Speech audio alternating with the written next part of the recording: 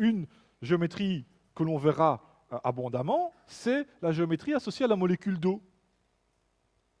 En effet, si je vous demandais de me donner la formule développée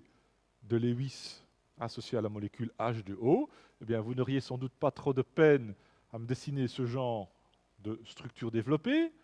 un oxygène lié à deux voisins hydrogènes par le biais d'orbitales moléculaires associées à ces liaisons covalentes. À côté des deux voisins chimiques, que sont les deux hydrogènes, qui sont les seuls à apparaître dans la formule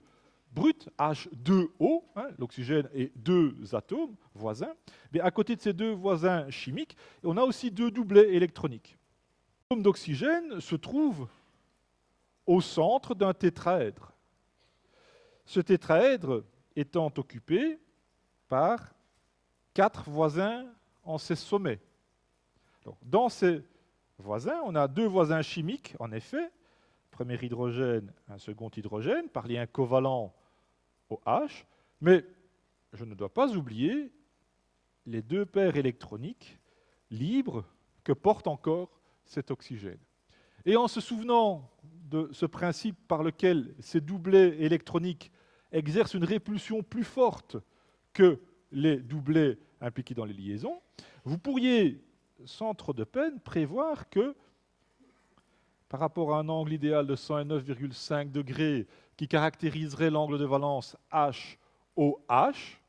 il y a une distorsion due à la présence de ces deux paires électroniques, et cette répulsion plus importante des doublets électroniques va tendre à rapprocher les deux hydrogènes, ce qui fait qu'on peut prévoir, sans se tromper, que cet angle de valence sera inférieur à 109,5 degrés. Alors, la pratique des mesures expérimentales sur la géométrie de la molécule d'eau nous montre que cet angle est aux alentours de 105 degrés.